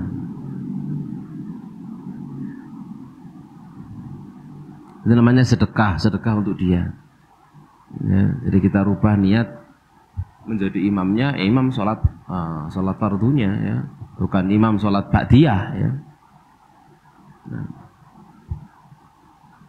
Nih, monggo. Terima kasih. Assalamualaikum warahmatullahi wabarakatuh. Assalamualaikum warahmatullahi wabarakatuh. Ada salah satu keutamaan dari sholat berjamaah yaitu mendatangi masjid dengan segera. Nah, kemudian saya pernah dengar bahwasanya sebaik-baik sholat seorang lelaki adalah di rumah kecuali sholat wajib. Nah itu bagaimana hal itu? Terima kasih. Paham Ustaz? No? Iya paham. Pertanyaannya maksudnya? Paham. Itu bagaimana Pak? Kalau saya mikir lafaz hadis ini kalau ini. Jadi seutama-utama sholat sunnah ya, itu di rumah kecuali sholat fardu. Yang bahasnya illal maktubah ya. Apa nih? Kok lupa ya? Saya lupa lafadznya. Memang benar ada hadis seperti itu. Jadi sholat seutama-utamanya sholat laki-laki, sholat sunnah, sholat laki-laki adalah di rumahnya, kecuali sholat fardu. Kalau sholat fardu maka di masjid. Kalau sholat sunnah maka afdolnya dikerjakan di rumah. Sholat yang mana ini? Ya dua-duanya, sholat qobliyah dan juga sholat ba'diyah. Sholat ba'diyah di rumah. Jadi habis sholat fardu kemudian pulang sholat ba'diyah di rumah. Atau sholat qobliyah. Tapi dengan catatan sholat qobliyahnya itu dikerjakan dengan catatan apa? Jangan sampai gara-gara qobliyah di rumah ketinggalan takbiratul ihram. Paham di sini ya? Jadi kalau misalkan gara-gara sholat qobliyah di rumah ketinggalan takbiratul ihram, ini jenenge wuwembu. Ya wuwembu ta jenenge niku. Kasumbut. Kenapa? Pahalanya sholat takbiratul ihram bersama dengan imam itu jauh lebih besar daripada sholat sunnahnya yang di rumah, gitu ya. Jadi memang benar, tapi kalau gara-gara sholat sunnah qobliyah di rumah malah ketinggalan takbiratul ihram, maka afdolnya qobliyahnya di masjid. Jangan sampai ketinggalan takbiratul ihram. Termasuk sholat qobliyah yang paling afdol, paling utama adalah qobliyah subuh. Khairun minad dunya wa ma fiha. Lebih baik dari dunia dan seisinya. Afdolnya di rumah. Tapi ingat, jangan sampai ketinggalan takbiratul ihram. Kalau gara-gara kita sholat di rumah ketinggalan takbiratul ihram, maka lakukan itu di masjid. Jelas nggih?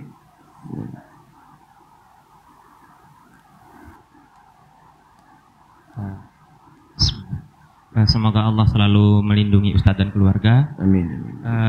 Seperti ini Ustadz, bagaimana ketika kita sengaja untuk masbuk? Subhanallah, di tempat saya itu kebiasaan imam yang semoga Allah memberi mereka hidayah, itu kecepatannya terlalu tinggi Ustadz. Jadi alangkah baiknya menurut pandangan saya itu, bagaimana kalau semisal disengaja untuk dimasbuk saja agar nanti pahalanya tidak jamaahnya tidak hilang, kita tidak mengikuti imam yang terlalu cepat seperti itu. Mana itu? Baik, jamaah sekalian rahmani rahimakumullah taala.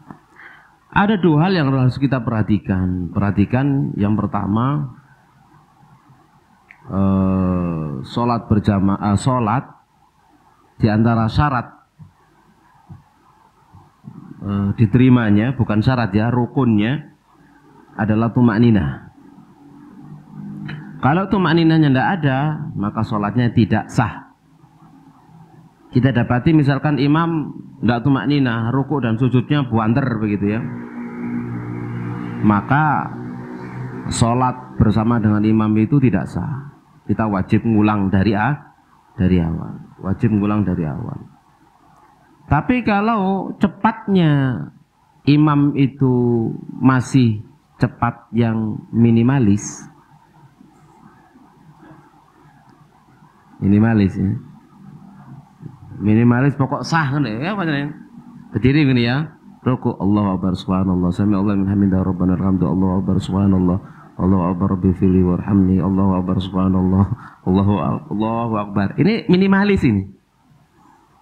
Sempat baca diem, Allahu akbar subhanallah, sami Allah min hamidah rabbana alhamdu, Allahu akbar subhanallah. Sempat diem tumakninah sambil baca yang minimalis. Berarti sholatnya masih sah. Maka ikuti saja. Ya ikuti saja. Kalau misalkan imamnya sudah di bawahnya minimalis, wis, banter wis, sehingga sholatnya nggak sah, tetap ikuti. Jangan masbuk. Kenapa? Nama baik sampean itu jadi taruhan. Fulan itu ngaji, apabila sholat masbuk. Hati gail muni ngono, betul? Nah, itu harus dijaga juga.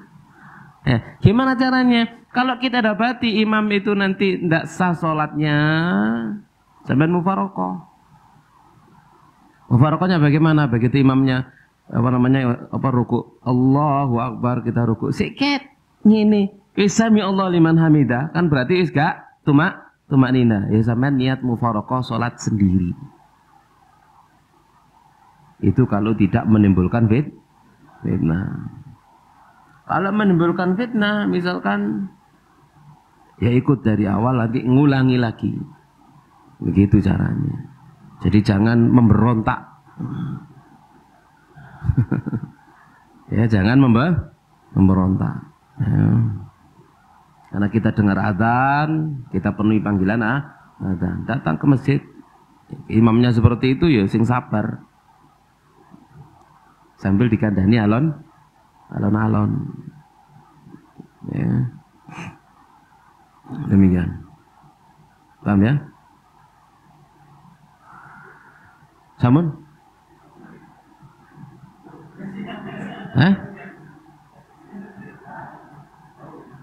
Sudah tak?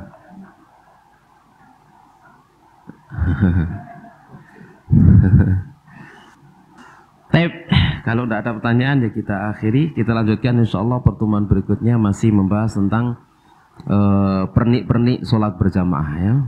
Judulnya ngene, pernik-pernik sholat berjamaah. Kita akhiri, wassallallahu nabiyana Muhammadin wa ala alihi washabihi ajmain, subhanakallahumma bihamdik asyhadu an la ilaha illa anta astaghfiruka wa atubu ilaik. Assalamualaikum warahmatullahi wabarakatuh.